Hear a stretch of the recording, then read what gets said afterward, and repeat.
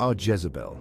The name alone evokes a sense of dread, conjuring images of a ruthless, power-hungry queen. Her story, as told in the biblical books of Kings, paints her as a villain of epic proportions, a foreign princess who married into the Israelite monarchy. Jezebel is infamous for promoting pagan worship and persecuting Yahweh's prophets. Her story is a cautionary tale against idolatry and power abuse. Yet, beneath the vilification lies a complex historical figure.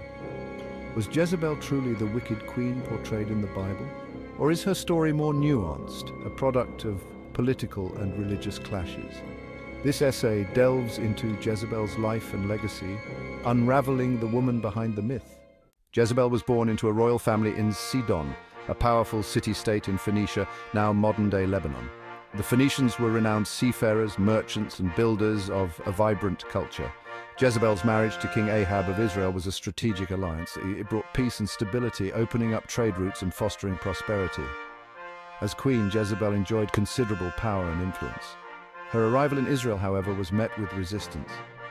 This clash of faiths would define Jezebel's reign and legacy. Jezebel's religious zeal is often portrayed as fanatical and destructive. She actively promoted Baal worship, building temples and altars dedicated to the Phoenician deity. She brought priests of Baal from her homeland, challenging the authority of Yahweh's prophets. Her actions sparked outrage among the followers of Yahweh. The prophet Elijah emerged as her most vocal critic, condemning her idolatry and challenging her to a contest on Mount Carmel. The dramatic showdown, culminating in the defeat of Baal's prophets, solidified Elijah's status as a champion of Yahweh. Section 4. The Vineyard of Naboth, an act of royal overreach.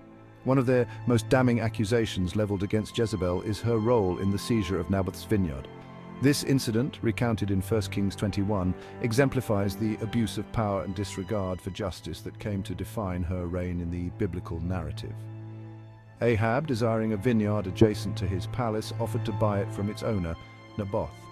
Naboth refused, citing ancestral laws that forbade the sale of inherited land. Ahab, sulking over his thwarted desire, became the target of Jezebel's cunning.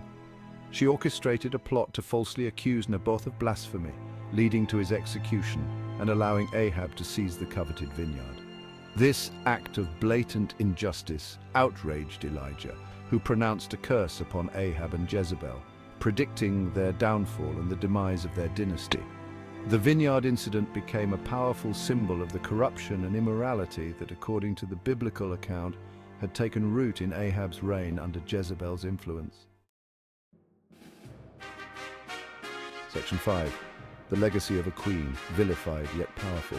Jezebel met a gruesome end, thrown from a window and trampled by horses, her body left to be devoured by dogs, a fulfillment of Elijah's prophecy. Her death marked the end of her reign and ushered in an era of renewed religious fervor under the rule of Jehu, who ruthlessly eradicated Baal worship from Israel.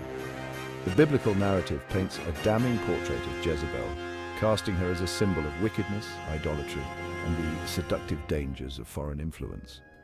Her name became synonymous with evil, used to denote wicked women and false prophets throughout history. However, Jezebel's story is not without its complexities. Some scholars argue that the biblical account is biased, written from the perspective of her enemies who sought to discredit her and legitimize the religious reforms that followed her death. They point to evidence suggesting that she may have been a shrewd politician and a devoted wife who was fiercely loyal to her husband and her beliefs. Section 6. Conclusion: Reclaiming Jezebel's narrative. Jezebel remains a controversial figure, her story intertwined with religious and political agendas. While the biblical account condemns her as a wicked queen, a closer examination of her life reveals a more complex picture. She was a product of her time, a powerful woman caught in the crossfire of a clash of cultures and faiths. Her story serves as a reminder of the power of narratives and how history can be written and rewritten to serve particular agendas. It encourages us to look beyond simplistic labels of good and evil and to engage with historical figures with greater nuance and understanding. Jezebel's legacy continues to fascinate and provoke, challenging us to confront our own biases and to seek a more balanced understanding of a queen who has been vilified for centuries. Her story, though shrouded in controversy, offers valuable insights into the complexities of power, religion, and the enduring human struggle for identity and acceptance.